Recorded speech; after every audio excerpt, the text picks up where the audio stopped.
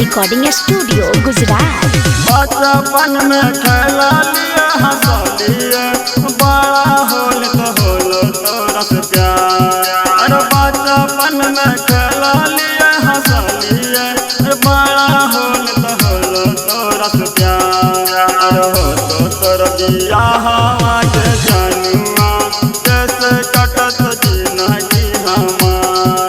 तो हमारो के देखे जो न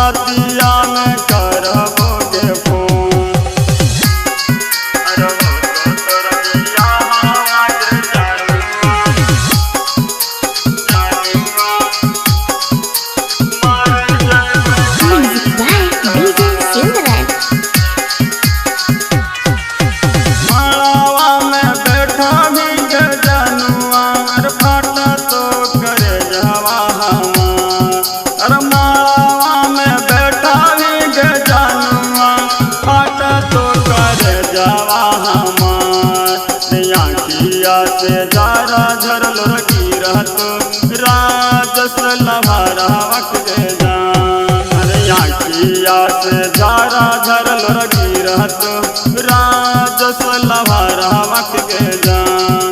तो हो तो तर बियाह के जनुआ चली जे भी अपन ससुरा।